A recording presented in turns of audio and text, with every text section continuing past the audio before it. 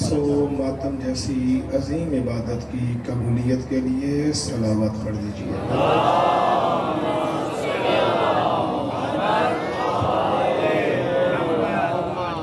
جو نیتیں، حاجتیں، منتیں، مرادیں، دعائیں لے کر آج کے اس فرش اعضا پہ ہم سب اکٹھے ہوئے ہیں، ان سب کی قبولیت کے لیے بھی صلوات پڑھ دیجیے۔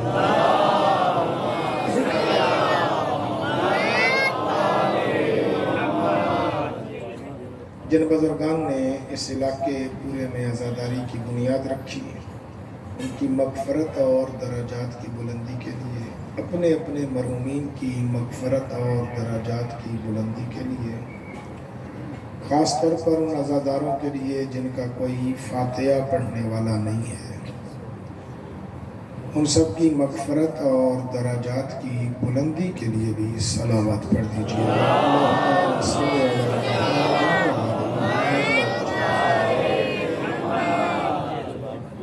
اعوذ باللہ من الشیطان الرجیم، بسم اللہ الرحمن الرحیم،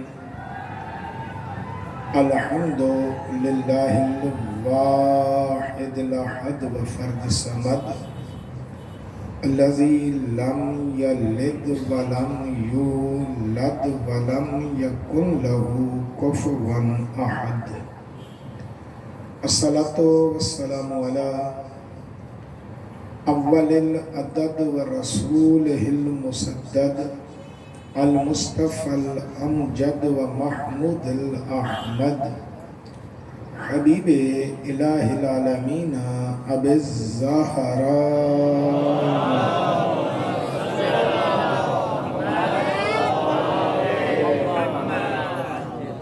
ثم الصلاۃ والسلام علی اہل بیت النبوہ ومعدن الرسالہ ومصابیح الہدایہ وسفین النجات، اما بعد، قال الرحمن فی القرآن، بسم اللہ الرحمن الرحیم، ام یحسدون الناس علی ما آتاہم اللہ من فضلہ فقد آتینا آل ابراہیم الکتاب والحکمت وآتیناہم ملکا عظیما۔ صلوات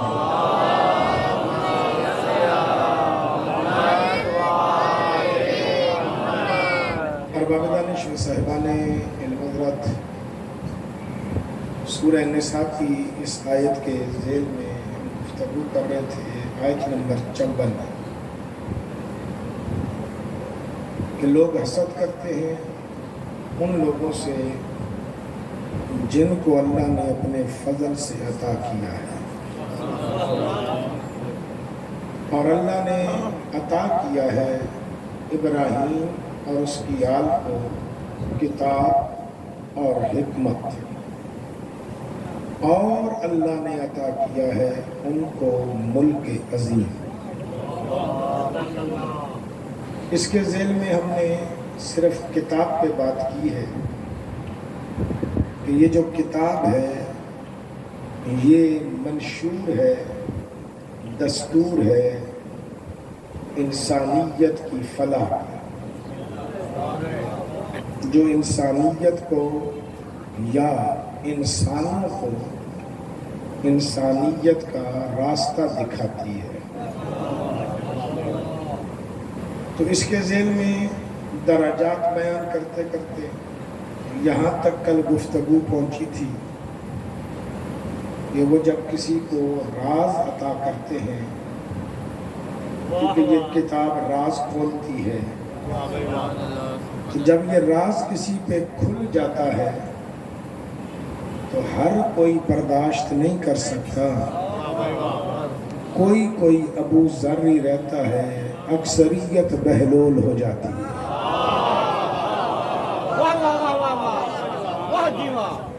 کیونکہ عشق اس درجے پہ آ جائے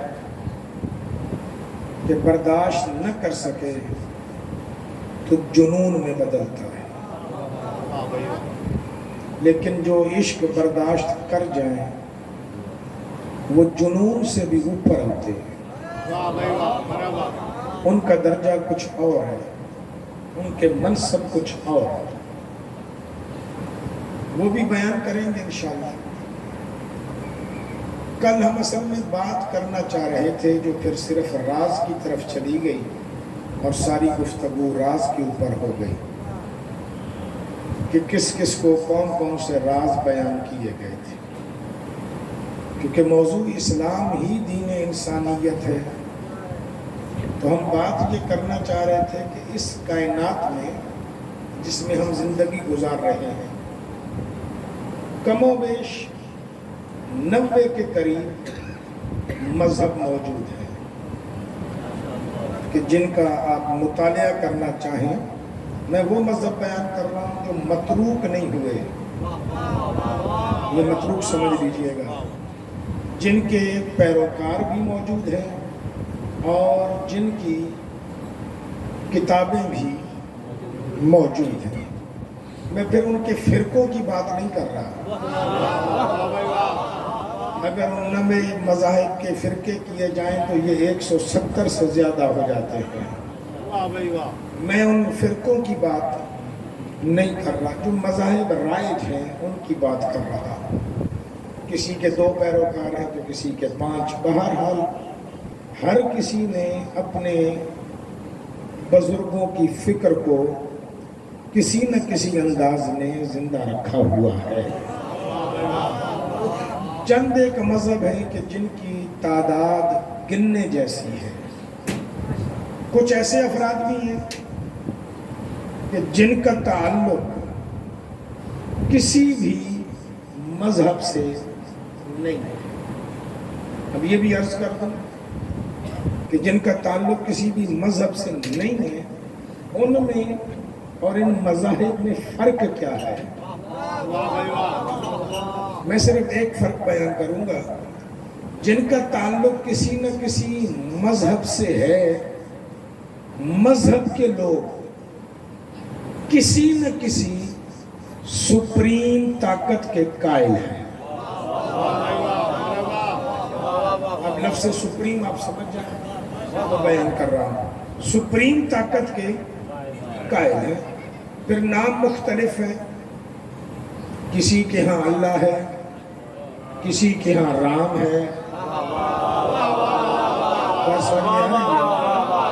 کسی کے ہاں سورج ہے، کسی کے ہاں ستارہ ہے، سپریم طاقت کے قائل ہیں۔ وہ جو لا مذہب کہلاتے ہیں نا، وہ کسی طاقت کے قائل نہیں، وہ نیچر کے قائل ہیں، قدرت کے قائل، فطرت۔ نیچر کا آسان ترجمہ فطرت کے قائل۔ اب میری گفتگو جو میں بیان کرنا چاہ رہا ہوں، ہر مذہب کہتا ہے کہ میں انسانیت کے لیے کام کر رہا ہوں۔ جو نیچر کا پیروکار ہے وہ بھی کہتا ہے کہ میں انسانیت کے لیے کام کر رہا ہوں۔ پھر نیچر والا ہی سب سے زیادہ شور لگاتا ہے کہ بحیثیت انسان سارے برابر ہیں، بحیثیت انسان سارے برابر ہیں، حالانکہ اس قانون کو وہ توڑتا بھی خود ہے۔ ایک صلوات پڑھیے گا، میرے معزز دوست آ رہے ہیں، ان کو بیٹھنے کی جگہ دیں صحابہ، آ جائیں صحابہ، سلامت رہیے، جیتے رہیے۔ ایک صلوات اور پڑھیے گا مل کے بآواز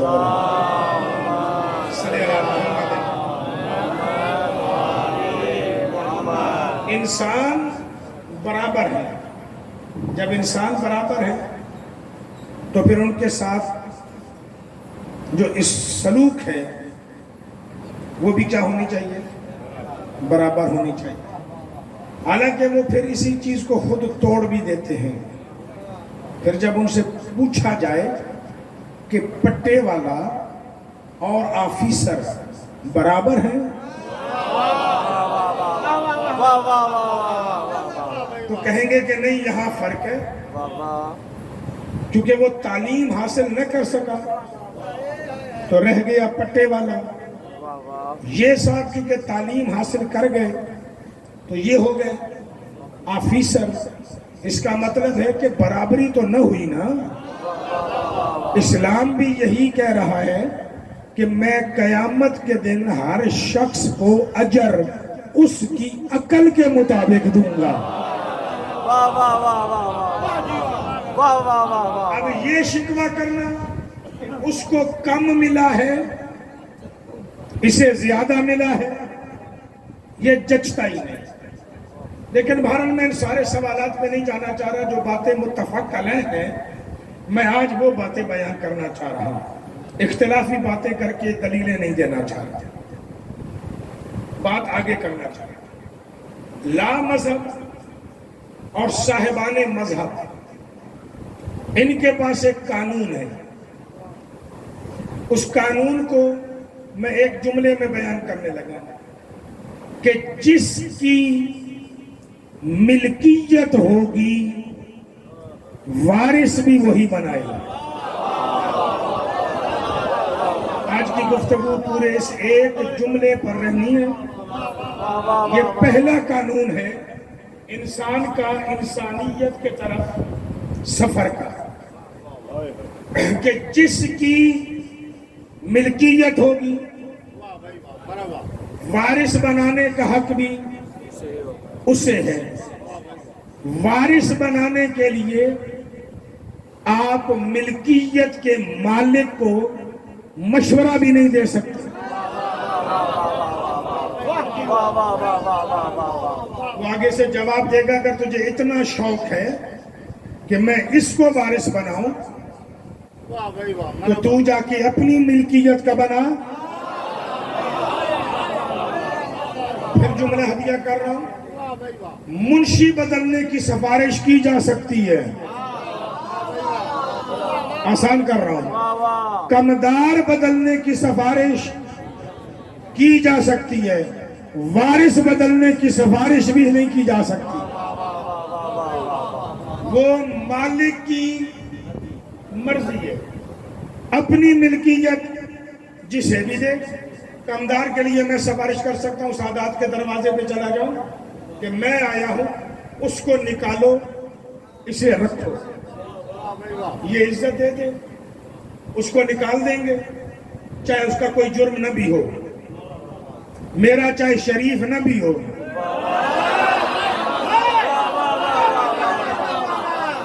کیونکہ سفارش میں نے کی ہے تو یہ رکھ لیں گے، رکھ لیں گے۔ لیکن میں جو انہیں کہوں کہ صاحب یہ جو آپ وارث بنا رہے ہیں اسے نہ بنائیں، اسے بنائیں،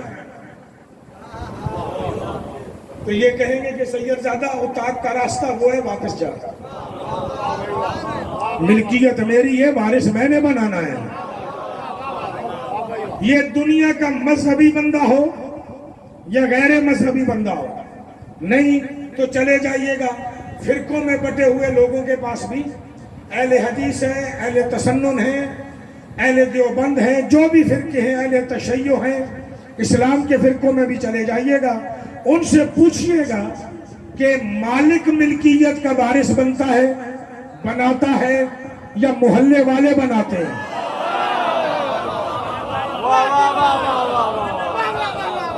شریعت کا مسئلہ سمجھانا چاہ رہا ہوں، میرے ساتھ چلیے گا۔ بات بڑی مشکل ہے۔ مثلا ایک بندہ فوت ہو گیا، فقہ کا مسئلہ ہے، بندہ فوت ہو گیا، اس کے ماں باپ بھی زندہ نہیں ہے، اس کی اولاد ہے، ایک ہی بیٹا ہے یا ایک ہی بیٹی ہے۔ میں نے اس لیے لفظ اولاد بولا، ابن اور بنت نہیں بولا۔ ابن اور بنت بیٹے اور بیٹی کو کہا جاتا ہے، اولاد ان کے مجموعے کو کہا جاتا ہے۔ تبھی قرآن نے اللہ نے اپنے لیے جو لفظ استعمال کیے نا سورہ توحید میں، ابن اور اب کے استعمال نہیں کیے، وہاں بھی اس نے کہا ہے کہ قل هو اللہ احد اللہ صمد لم یلد ولم یولد، میں نہ کسی کی اولاد ہوں نہ کوئی میری اولاد ہے۔ اب جنہیں عیسائیت کا ایک نظریہ ذہن میں ہو، یہ جواب ان کو دیا جا رہا ہے۔ لیکن میں آگے بڑھ رہا ہوں، اولاد اگر اس کی ہوگی تو وارث کون ہوگا؟ اولاد۔ مثلا فوت ہو گئے بھائی صاحب، ان کی اولاد نہیں ہے، بھائی ہے، اب وارث کون ہوگا؟ بھائی۔ شریعت یہی کہتی ہے کہ اب وارث بھائی ہوں گے۔ اولاد بھی نہیں ہے، بھائی بھی نہیں ہے، اب وارث کون ہوگا؟ اگر چاچا زندہ ہے تو چاچا وارث ہے، اگر چاچا زندہ نہیں تو چچا کی اولاد وارث ہے۔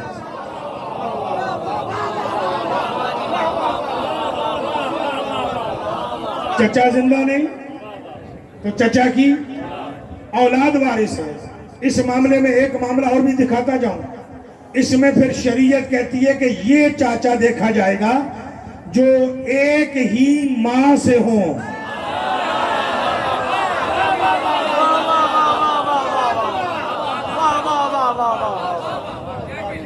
بہن اسے دی جائے گی۔ اگلا معاملہ ہو، بھائی صاحب فوت ہو گئے، اولاد بھی نہیں، سگے بھائی بھی نہیں، ماں باپ بھی نہیں، چاچا بھی نہیں، چاچے کی اولاد بھی نہیں، اب جائیداد کسے دی جائے؟ کیا اب سنگت میں بانٹی جائے گی؟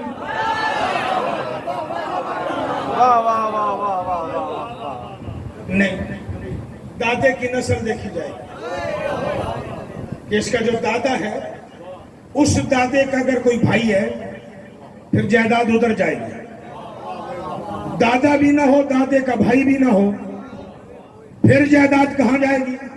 کہا جاتا ہے جی پھر اس کا لکڑ دادا دیکھا جائے گا، اس میں سے جو نسل آ رہی ہو اسے دی جائے گی۔ میں 100 نسلوں تک اوپر گیا ہوں، مجھے کسی کتاب میں یہ نہیں ملا کہ اگر اس کی کوئی نسل کا بندہ نہ ہو تو جائیداد اس کے یاروں میں بانٹ دی جائے۔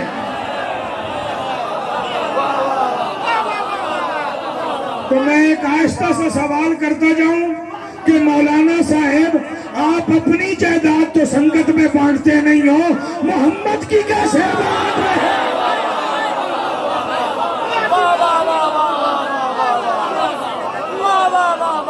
سمجھ میں آ رہی ہے؟ یہ انسانیت کا قانون ہے۔ لیکن تھوڑا اور آگے بڑھیے گا، جملہ میرے ذہن میں ہے، وارث کون بنائے گا؟ مالک۔ مالک مالک ہی ہوتا ہے، آپ اسے وارث بھی کہہ سکتے ہیں، اپنی جائیداد کا وراثت کا وارث بھی ہے، مالک بھی ہے۔ لیکن جسے وارث بنایا جائے نا، وہ وارث ہوتا ہے، مالک نہیں۔ پتہ نہیں کہاں توحید سمجھ میں آئے گی۔ وہ مالک نہیں ہوتا، وہ کیا ہوتا ہے؟ میں اپنے باپ کی جائیداد کا وارث ہوں، مالک نہیں۔ مالک میں اس جائیداد کا ہوں گا جو میں بناؤں گا، جو میں بناؤں گا۔ وارث وارث ہوتا ہے، ہم اسے پیار میں مالک کہتے رہے، بات علیحدہ ہے۔ اگر ہم اسے مالک کہتے رہے مجاز میں تو کہہ لیتے ہیں، حقیقت میں نہیں۔ اب وارث کون بنائے گا؟ پھر جملہ دوہرایا، جس کی ملکیت ہوگی مالک کہلائے گا، اور وارث وہی مالک بنائے گا۔ میں آج 3 ملکیتیں گنوا رہا ہوں، 3 ملکیتیں۔ آئیے مالک سے پوچھتے ہیں، ملکیت تیری ہے، تو نے وارث کسے بنایا ہے؟ پھر جھگڑا ختم کرتے ہیں۔ جن کو وارث بنایا ہے مالک نے، ان کی کرتی ہے پیروی، جن کو ووٹ دے کے ہم نے بنایا ہے انہیں چھوڑ دیتے ہیں۔ جھگڑا ختم۔ یا ثابت کیا جائے کہ یہ ملکیت ہماری ہے، پھر ہم بھلے ووٹ دے کے بنائیں، بھلے جیسے مرضی کے بنائیں، چار بندے آپس میں صلاح کر کے کسی کو بنا دیں، کوئی مسئلہ نہیں۔ پہلی چیز، چونکہ میں بات ہی سورہ نساء کی آیت نمبر 54 کے ذیل میں کر رہا ہوں، تو وہاں بھی پہلی چیز ایک استعمال ہوئی ہے، کتاب۔ کتاب اللہ کی ملکیت ہے، یعنی قرآن اللہ کی ملکیت ہے، مصطفیٰ کی نہیں۔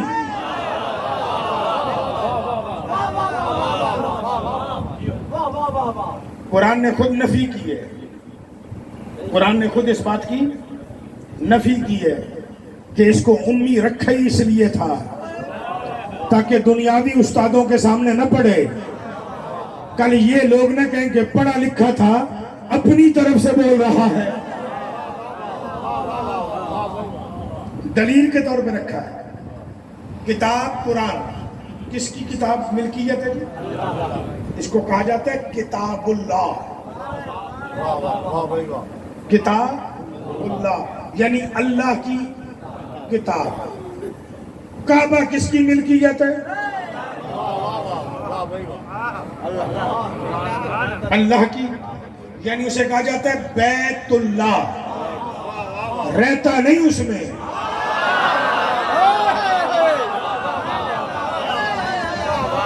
رہتا تو وہاں ہے، رہتا تو وہاں ہے جسے ابرہا بن کر ہم روز توڑتے ہیں۔ برداشت کرو تو جملہ ہے، جسے ابرہا بن کر ہم روز توڑتے ہیں، رہتا ہے دلوں میں۔ ہم پتہ نہیں کتنے لوگوں کا دل توڑنے والا۔ پھر کیا ہوا؟ نہیں دہرائیں گے، سادات سے معافی مانگ رہا ہوں، آپ تو دہرائیں ذرا۔ ہاں چلیں آگے بڑھتے ہیں۔ کعبہ کس کی ملکیت ہے؟ اللہ کی۔ کعبہ ملکیت ہے اللہ کی، یعنی ہے بیت اللہ۔ دل پہ ہاتھ رکھ کے سنیے گا، محمد کس کی ملکیت ہے؟ محمد الرسول اللہ۔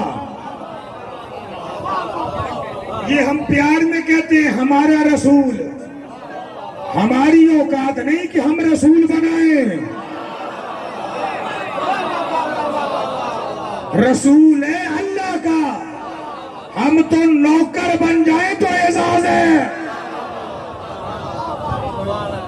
تین ہستیاں، کتاب کتاب اللہ، کعبہ کعبۃ اللہ، رسول رسول اللہ۔ اب ان کا مالک کون ہے؟ اللہ۔ اب اللہ سے چل کے پوچھیں کتاب تیری ہے، وارث کسے بنا رہا ہے؟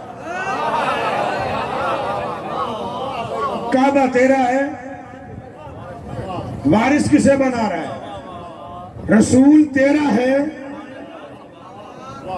وارث کسے بنا رہا ہے؟ حدیثوں کا سہارا نہیں لے رہا ہوں،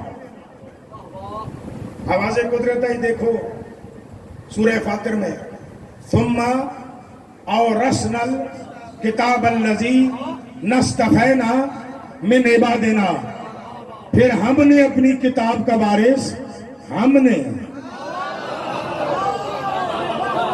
اپنی کتاب کا وارث ان کو بنایا ہے جن کو ہم نے چنا ہے۔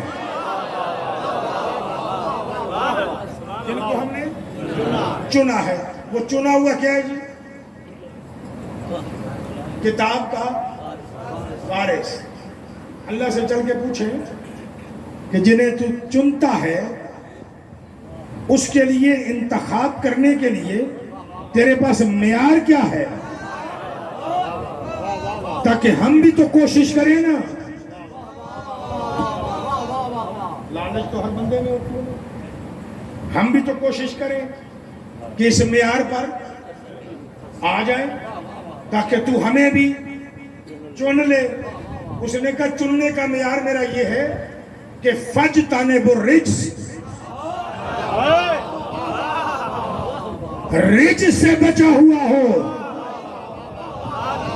رج سے بچے تو میں اسے چنتا ہوں. میرے مالک وہ رجس کیا ہے؟ وہ رجس کیا ہے؟ کال خمرو والمیسرو والاوثان. شراب رجس ہے، جوا رجس ہے، بت رجس ہے. جو بت پرست رہے میں انہیں نہیں چنتا، بت توڑنے والے چنا کر.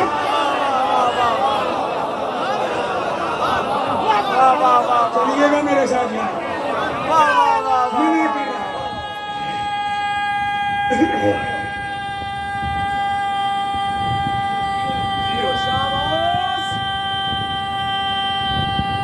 شاباش.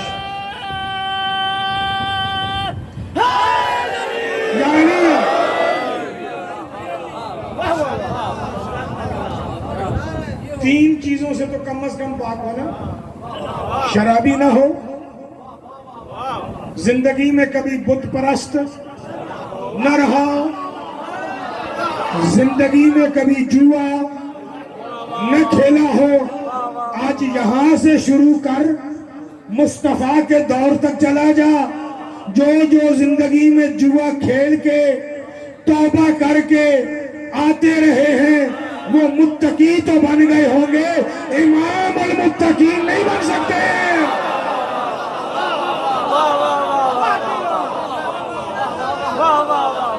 توبہ کر کے آنا اور بات ہے. اب جواری نکال، شرابی نکال، بت پرست نکال، پھر تجھے پتا چلے بچا کون ہے. پھر جو بچ جائیں، کلمہ پڑھا سلام ہے، جوا چھوڑا سلام ہے، شراب چھوڑی سلام ہے. کیونکہ یہ سارے کام ایسے نہیں کیے، اللہ کی محبت میں، مصطفیٰ کی محبت میں کیے ہیں. اللہ کی محبت میں اور مصطفیٰ کی محبت میں کیے ہیں. کل کوئی یہ نہ کہے جی سارا عرب کرتا تھا. نہ، عرب کرتا تھا پر نسل ابراہیم نہیں کرتی تھی.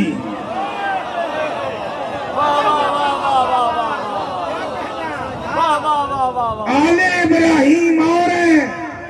نتیجہ دے رہا ہوں، اللہ کہے وَآتَيْنَا آلَ إِبْرَاهِيمَ الْكِتَابَ وَالْحِكْمَةَ. جنہیں اللہ کتاب اور حکمت دے کر بھیجے وہ شرابی بھی نہیں ہوتے، بت پرست بھی نہیں ہوتے، جواری بھی نہیں ہوتے. وہ ایک نسل ہے جو دین ابراہیم پر ہے، جس نے زندگی میں ان چیزوں کو ہاتھ نہیں لگایا. پھر اللہ کہہ رہا ہے دیکھیں رجس ہے، الکذب رجس. جھوٹ کیا ہے؟ رجس ہے. جھوٹ کی 2-4 اقسام ہیں. ایک ہے عقیدے کا جھوٹ، ایک ہے عقیدے کا جھوٹ، ایک ہے روزمرہ کا جھوٹ. کس میں؟ میں یہ کہا کرتا ہوں کہ زندگی میں روزمرہ والے جھوٹ سے بھی بچنا چاہیے،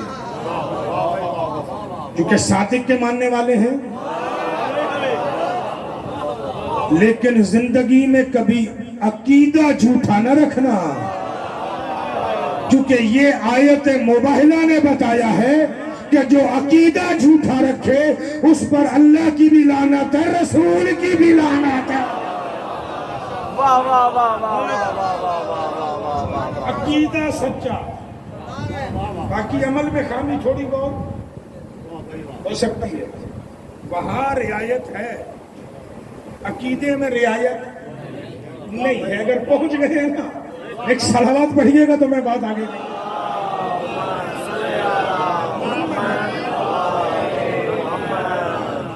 بڑھیے گا۔ عجیب بات ہے، اللہ کہہ رہا ہے جنہیں میں نے چنا ہے نا، اب میں تمہیں چنے ہوئے دکھاتا ہوں۔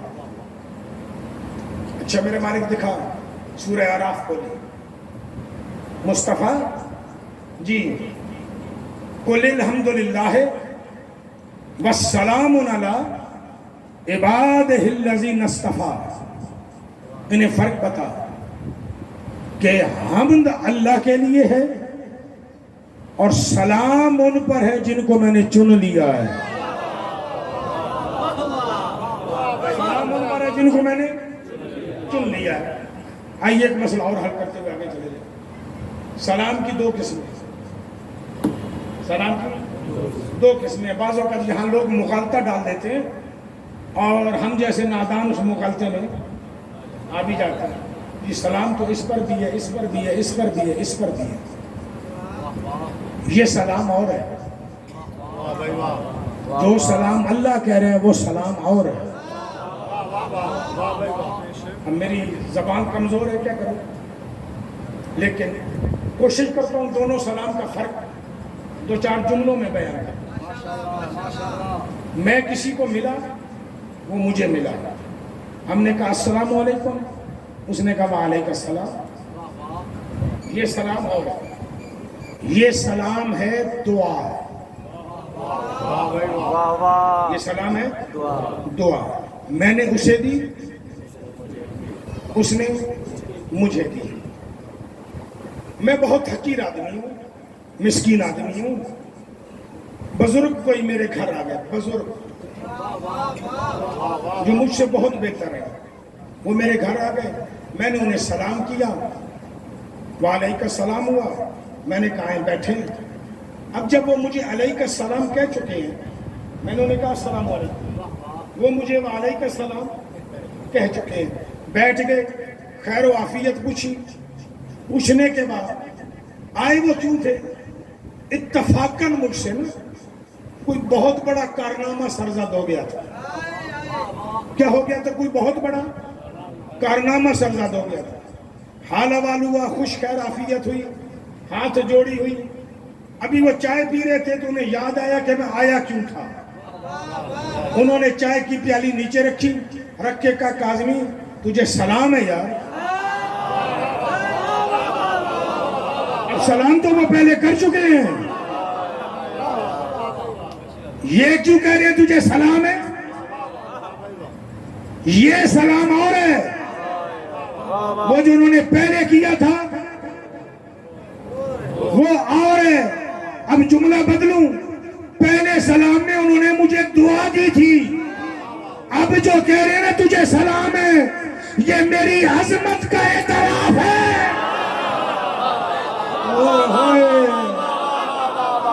بات پہنچی، اس سے زیادہ نہیں کر سکتا۔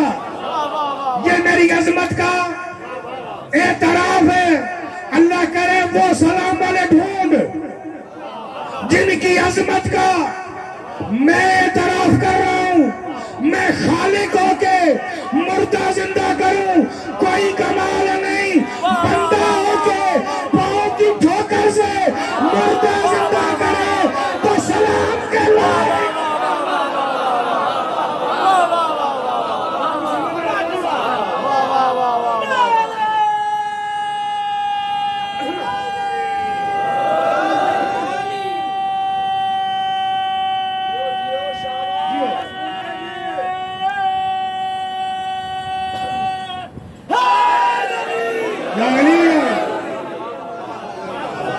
یہ سلام ہے عظمت کا اعتراف۔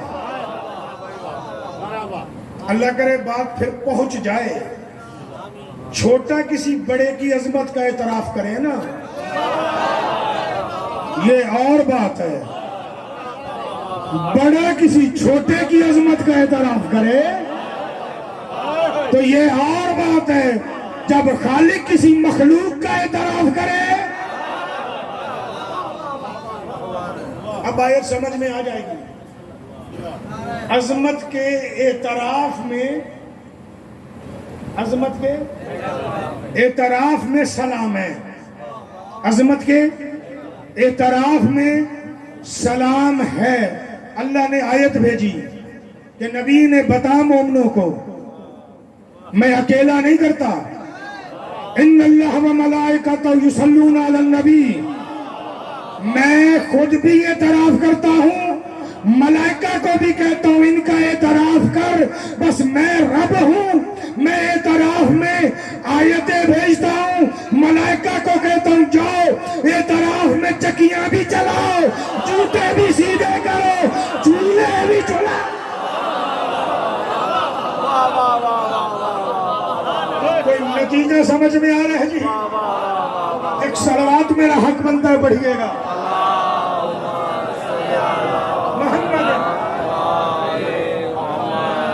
یہ اعتراف ہے, وہ اعتراف میں آیتیں بھیج رہا ہے, وہ اعتراف میں انہیں منصب دے رہا ہے.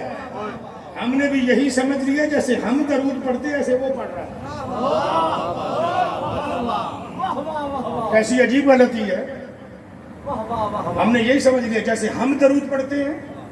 میں نے اس لیے پہلے کہا ہے چھوٹے کا سلام کرنا عظمت کے اعتراف میں اور بات ہے, بڑے کا کرنا اور بات ہے. وہ ہم میں شریک نہیں ہوتا. یہ جو جملہ بولا جاتا ہے کہ درود ایسی عبادت ہے جس میں وہ لا شریک بھی شریک ہوتا ہے, غلط کہہ رہا ہے. درود عبادت ہے عبد کے لیے, معبود کے لیے نہیں. کہاں وضاحت کروں گا؟ عبادت ہے عبد کے لیے. میں کسی بڑے کا اعتراف کروں گا, شان میری بڑھے گی, شان میری بڑھے گی. بڑا کسی چھوٹے کا اعتراف کرے گا تو شان اس چھوٹے کی بڑھے گی. ہم اپنی شان بڑھانے کے لیے درود پڑھتے ہیں. وہ سلام بھیجتا ہے درود والوں کی شان بڑھانے کے لیے. اب وہ کتنی بڑھا سکتا ہے یہ تجھے سمجھ آ ہی نہیں سکتی. کیونکہ ایک جملہ میں نے ابتدائی گفتگو میں پہلی یا دوسری مجلس میں کہا تھا کہ جس نے عظیم سلطنت دی ہو پھر بھی اس کے خزانے میں کمی نہ آئی ہو, وہ اب کسی کی شان بڑھائے گا کتنی؟ آئے گی سمجھ؟ وہ وہی جانتا ہے. ہم تو بندگی کرتے ہیں کہ درود بھیج کے کہتے ہیں میرے اللہ تو ان کی شان بڑھاتا جا, تو ان کی شان بڑھاتا جا. دوسرے لفظوں میں بتاؤں, یہ ہم درود پڑھتے اس لیے ہیں کہ جن کو اللہ نے عطا کیا ہے ان کے لیے ہمارے دل میں حسد نہ رہے.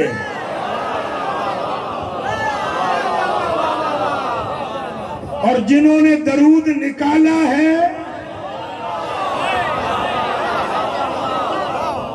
ایک صلوات پڑھیے گا تو آگے بات کریں گے.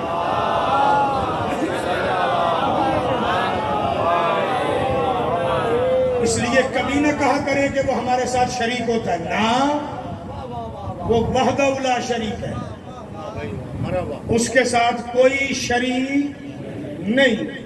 وہ درود پڑھتا ہے اپنی مخلوق کی عظمت بڑھانے کے لیے, پڑھتا بھی نہیں بھیجتا ہے. وہ قادر مطلق ہے, لا محدود خزانوں کا مالک ہے. لیکن پھر ایک جملہ کہتا ہے مصطفیٰ نے کہ حمد اللہ کی ہے. حمد کس کی ہے؟ اللہ. سلام کن پر ہے؟ جن کو میں نے چن لیا.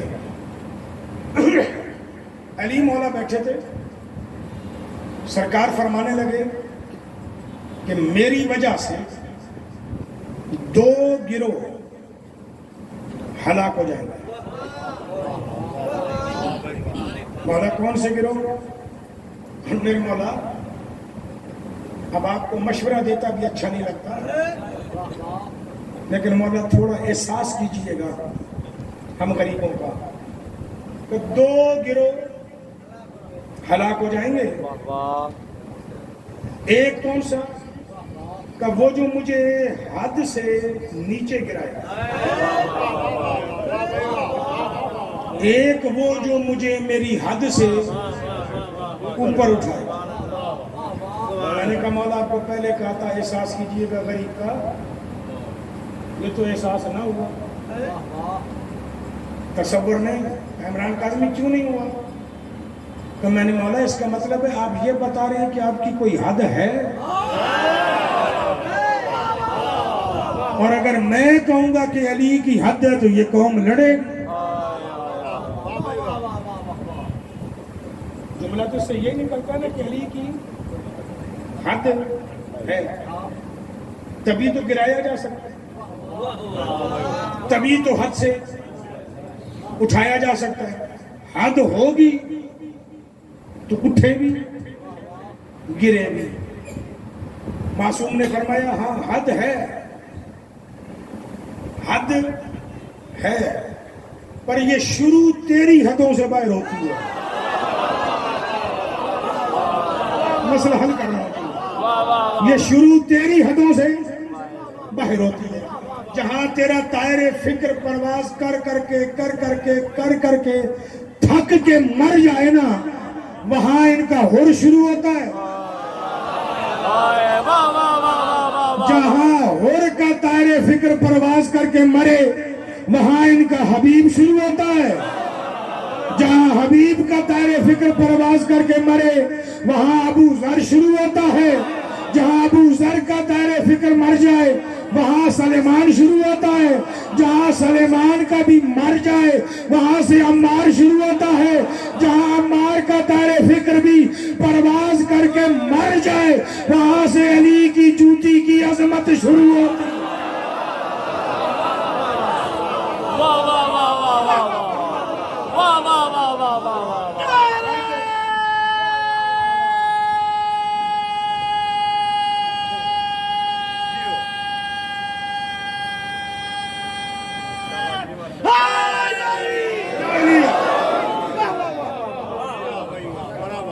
حد ہے پر تیری حد سے باہر ہے.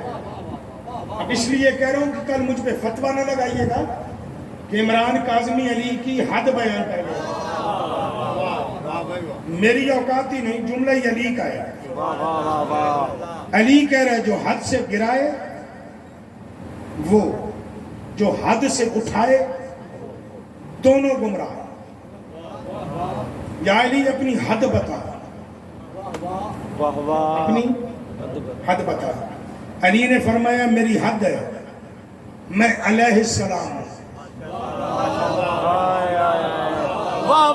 میں اس جملے کی وضاحت نہیں کروں گا جی. علی فرما رہے ہیں میں علیہ السلام ہوں. جو مجھے علیہ السلام سے اوپر لے جائے، جل جلالہ کہے، وہ بھی گمراہ ہے. جو علیہ السلام سے نیچے لے آئے، مجھے رضی اللہ کہے، وہ بھی.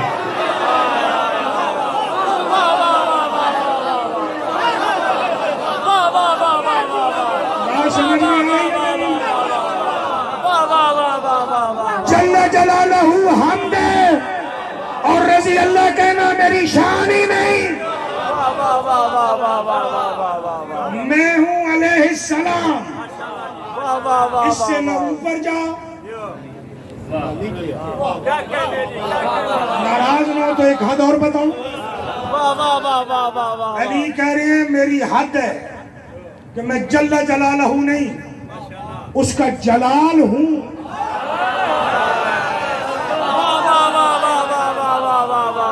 پر یہ لقب اس کا ہے، لقب اس کا ہے.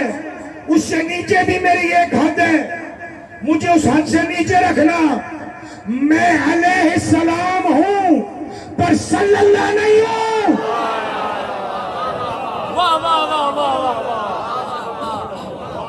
صلی اللہ محمد ہے. صلی اللہ علیہ وآلہ وسلم مصطفیٰ ہے. مرتضیٰ علیہ السلام ہے. مرتضیٰ کی اولاد علیہ السلام ہے. پھر ان کے دروازے پہ جو جیسا جیسا کارنامہ سر انجام دیتا گیا ہے یہ اسے بھی علیہ السلام بناتے گئے. کوئی اور سمجھ میں آ گیا آپ کو؟ یہ بنا حد ہے. اس کا مطلب ہے کہ اللہ نے جنہیں چن لیا ہے کتاب کے وارث وہ ہیں. جنہیں چنا ہے وہ سلام کے لائق ہے. اب یہاں تک گفتگو روک رہا ہوں، باقی یہاں سے کل کروں گا. اگلا سوال، آپ کے گھر کی دیوار مزدور بنا رہے ہیں. کون بنا رہے ہو؟ مزدور. یعنی تقریریں ذہن میں ہوں تو یہ جملہ ہے. مزدور بنا رہے ہو آپ کے گھر کی دیوار. سامنے والا آ کے آپ کی دیوار گرا دے. مزدور لڑیں گے یا وارث؟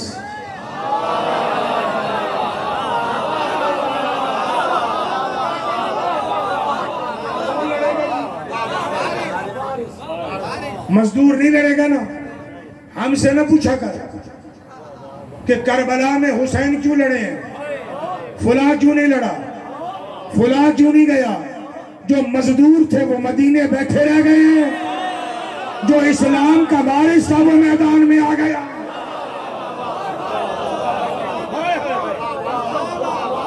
مزدور اور ہیں وارث. وارث اپنی وراثت بچانے کے لیے بھتیجے بھی مرواتا ہے، بیٹے بھی مرواتا ہے، بھائی بھی مرواتا ہے.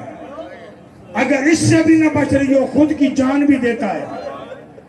جب اس سے بھی نہ بچے نا پھر اپنی ماں بہنوں اور بیٹیوں کو کہتا ہے ہر عدالت کا دروازہ بجانا.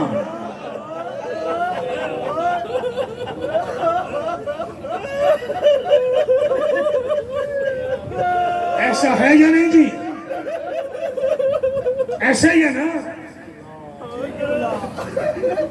زہرا کا لال کربلا میں آیا ہے، انتظام پورا کر کے لایا. کل کوئی یہ اعتراض نہ کرے، اعتراض کرنے والے ہوتے ہیں. کل کوئی یہ اعتراض نہ کرے کہ پہلے بھتیجے مروائے، بھانجے مروائے. نہ، زہرا کے لال نے قدم ہی عجیب اٹھایا ہے. پہلے بیٹا مروائے، وہ بھی اکبر جیسا.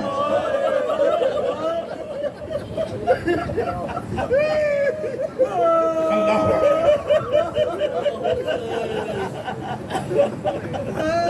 پھر غازی آخری شہید ہے. اسے بھائی کی وجہ سے سنبھال کے نہیں رکھا، بھائی کی وجہ سے نہیں سنبھال کر رکھا. کل اس کی وضاحت کروں گا.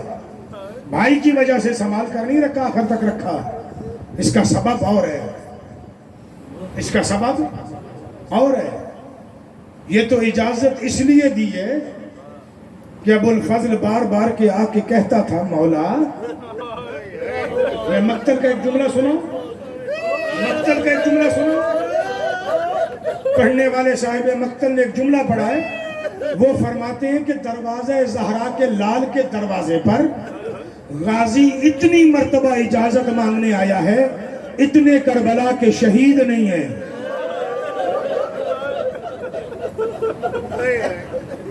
اتنے شہداء کی تعداد نہیں جتنی مرتبہ اجازت لینے آیا ہے. ایک مرتبہ تو زہرا کے لال نے کہا ہے جا، تیری اجازت میرے پاس نہیں،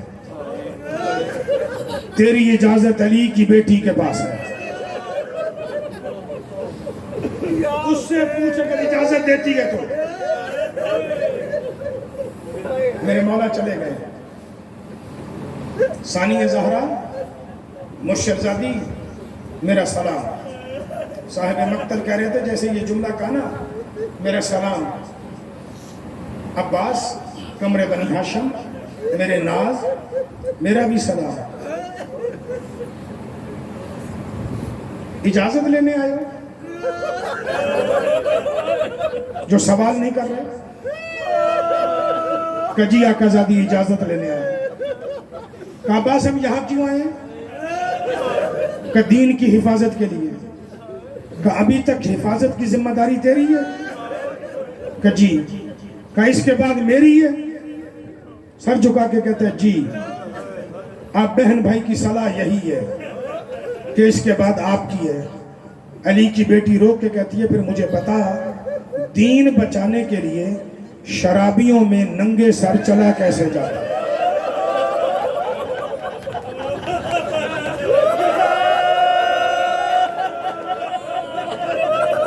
یہ تھوڑا سا مجھے بتا دے پھر بھلے جا. روک کے کہتے ہیں پھر میں سمجھوں. یہ غازی کیسے سمجھا؟ غازی کیسے بات کرے؟ اپنے خیمے میں آ گئے. اپنے خیمے میں آ گئے. جناب ام لبابہ سرکار کی زوجہ ہے. آتا دیکھ کر رخ ہی بدل لیا ہے. بار بار سامنے آتے ہیں رخ ہی بدل لیتی ہے. کہ ام لبابہ پہلے میں آتا تھا مجھے سلام کرتی تھی آج رخ ہی بدل رہی ہو وجہ کیا ہے؟ کہ یہاں سے نجف کتنا ہے؟ 3-4 گھنٹے کی مسافت ہے گھوڑے پر جائیں تو. کہتی ہے تو گھوڑا نکال میں شریعت کا بھرکا پہن کے آتی ہوں. مجھے نجف لے کے چل. کہا نجف جا کے کرنا کیا ہے؟ کہا علی کی قبر پہ جاؤں گی پاؤں والی طرف جا کے بیٹھوں گی چوم کے کہوں گی یا علی تہجد میں اسے مانگا تھا. تہجد کی نمازوں میں جو بیٹا مانگ رہے تھے اس لیے مانگا تھا. کہ وجہ کیا ہوئی ہے؟ کہ وجہ یہ ہوئی ہے سکینہ میرے خیمے سے کھالی گئی ہے. میرا مولا روتا روتا زمین پہ بیٹھا.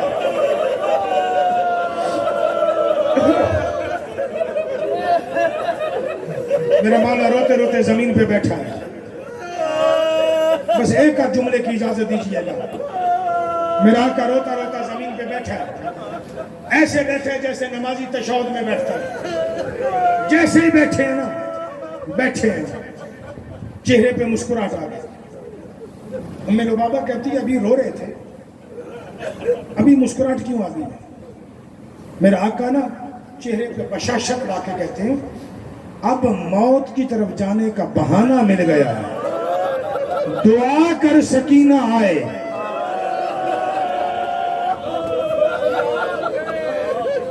باب الحوائج ہے دعا مستجاب ہوئی ہے.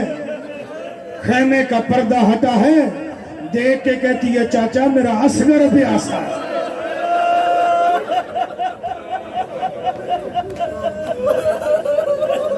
سکینہ تیرا بابا جی تیرا بابا اجازت نہیں دیتا. چاچے کے قریب آ کے ہاتھ چوم کے کہتی ہے چاچا گھبرا نہیں اجازت جانے سکینہ جانے. خیمے کا پردہ تو ہٹا ہوا تھا نا. ابو الفضل نے انداز بدلا. کہ سکینہ جی یہ مشک اٹھا مجھے پہنا. میری آقا زادی نے مشک اٹھائی ہے خشک. چاچے کے قریب آ کے کہتی ہے چاچا تھوڑا سر نیچے کر تیرا قد اونچا ہے میں تجھے مشک پہنا ہوں. قبلہ علامہ باقر مجلسی ایک جملہ کہا کرتے تھے. وہ فرمایا کرتے تھے کہ یاد رکھو جب بھی علم نکالا کرو نا علم پہ ایک مشک رکھا کرو کیونکہ دور سے ایسے لگے گا جیسے بھتیجی چچا کے سینے سے لپٹی گردن میں بہیں ڈال کے کھڑی ہے. عزادارو جملہ برداشت کر جاؤ تو میں ایک جملہ اور پڑھ لوں گا نہیں تو یہیں پہ منبر چھوڑ رہا ہوں. میرا مولا جھکا ہے دونوں ہاتھ سکینہ کے قدموں پر. بی بی پہنا رہی ہے مشک، نظر پڑی ہے فضا کی، آواز دے کے کہتی علی کی بیٹی خیمے سے جلدی باہر آ، تیرے اجڑنے کا موسم آ گیا ہے۔ حوصلہ نہیں۔ شہزادہ قاسم کی شہادت پڑھتے ہوئے میں نے کل ایک جملہ کہا تھا کہ حسین کو قاسم کو اجازت دینے کے لیے ایک سہارا چاہیے تھا، تو اس نے جناب زینب کو بلایا تھا، اسی لیے بی بی کو شریکت الحسین کہتے ہیں۔ اب جملہ سنیے، جب میری آقا زادی نے یہ منظر دیکھا ہے نا، یہ منظر دیکھا ہے، فضا کے کندھے پہ ہاتھ رکھ کے کہتی ہے حسین جلدی آ، آپ آ کے اپنی بہن کو سہارا دے۔ میرے آقا جلدی سے آئے، زینب کیا ہوا ہے؟ کہ وہ سامنے منظر دیکھ، تو بھی اجڑ گیا میں بھی اجڑ گئی۔